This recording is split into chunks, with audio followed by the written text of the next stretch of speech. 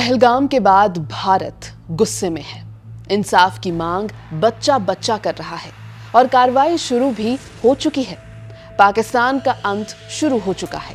भारत ने ऐसी चाल चल दी है कि युद्ध के बगैर ही पाकिस्तान को तड़पने पर मजबूर किया जा रहा है। हमला ऐसा हुआ है कि पाकिस्तान की समझ में नहीं आ रहा कि किया क्या जाए। नमस्कार, मेरा नाम है श्वेता शर्मा और आज कहानी उस पाकिस्तान की जिसको तिल तिल कर मरने पर मजबूर कर दिया है भारत ने। पहले भी और आज भी गुस्से में भारत ने होश नहीं खोया, क्योंकि अमेरिका चीन पर भारी भरकम टैरिफ्स लगा रहा था तो India as new manufacturing destination उभर कर आ रहा था।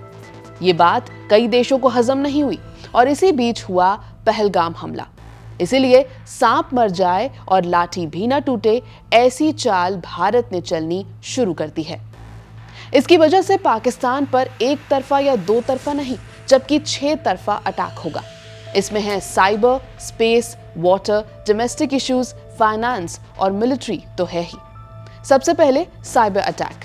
सोर्सेस का कहना है कि India advanced cyber offensive capabilities बढ़ा रहा है, जो पाकिस्तान के क्रिटिकल इंफ्रास्ट्रक्चर, फाइनेंशियल सिस्टम्स और मिलिट्री नेटवर्क्स को टारगेट कर सकते हैं।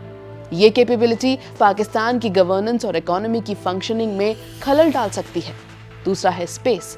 भारत ने अपने सैटेलाइट्स और कम्युनिकेशन इंफ्रास्ट्रक्चर पर बहुत ही उम्दा काम किया है। ये भारत को स्ट्रेटेजिक एडवांटेज देता है। इससे आतंकवादियों की प्रिसाइज लोकेशन पता चल सकती है और टारगेटेड वार किया जा सकता है, ताकि आम लोगों को नुकसान ना पहुंचे और काम भी हो जाए। तीसरा है पानी। पाकिस्तान का 24% जीडीपी एग्रीकल्चर पर डिपेंडेंट है। भारत पहले ही इंडस वाटर ट्रीटी को सस्पेंड कर चुका है और ये बताया जा रहा है कि ये तो सिर्फ शुरुआत है।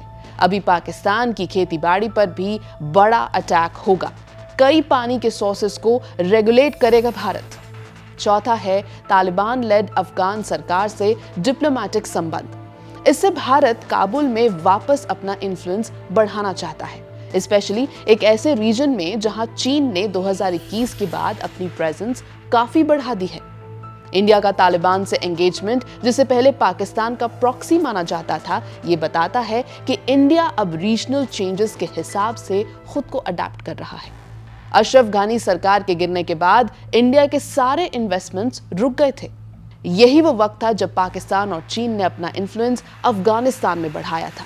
पाकिस्तान की मिलिट्री ने तालिबान के थ्रू वहां स्ट्रेटेजिक कंट्रोल बनाया और इसे इंडिया के खिलाफ इस्तेमाल किया। लेकिन अब 3 साल बाद पाकिस्तान और अफगानिस्तान के टाइज खराब हो रहे हैं। पाकिस्तान तालिबान पर आरोप लगाता है कि वो अफगान जमीन से पाकिस्तान में अटैक्स करवा रहा है, जो काबुल बार बार डिनाई करता है। वहीं तालिबान अब इंडिया के करीब आ रहा है। Former Indian envoy Ajay Bisaria कहते हैं कि इंडिया ने तालिबान से ये कंडीशन रखी है कि अफगान जमीन एंटी इंडिया एक्टिविटीज के लिए यूज नहीं होनी चाहिए। इसके बदले इंडिया लिमिटेड एंगेजमेंट और ह्यूमैनिटेरियन एड जारी रख रहा है। और ये सब उस वक्त हो रहा है जब इंडिया और पाकिस्तान के टाइज खराब हो रहे हैं। पहलगाम टेरर अटैक के बाद तालिबान ने अटैक की निंदा भी की थी। And now comes financial isolation. Demonetisation और आर्टिकल 370 हटने के बाद पाकिस्तान रिवाइव ही नहीं कर पाया। और इसके बाद अगर एनएसए अजीत डोवाल की बात सच हो जाती है, यानी बलोचिस्तान पाकिस्तान के हाथों चला जाता है, तो चीन का इंटरेस्ट पाकिस्तान में और घट जाएगा। पाकिस्तान इकोनॉमी पर स्ट्रिक्टर FATF रिस्ट्रिक्शंस लगाकर भारत वार कर सकता है। Last but not the least, military and intelligence. आज ही प्रधानमंत्री नरेंद्र मोदी की अध्यक्षता में मीटिंग हुई है और प्रधानमंत्री मोदी ने आर्मी पर पूरा विश्वास जता दिया है, यानी साइकोलॉजिकल वारफेयर ऑन है। 21वीं सदी के टेररिस्ट अटैक को कैसे डील करते हैं, इसकी नई पटकथा लिख रहा है भारत।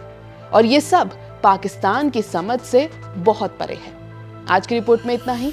आप देखते रहिए ABP लाइव।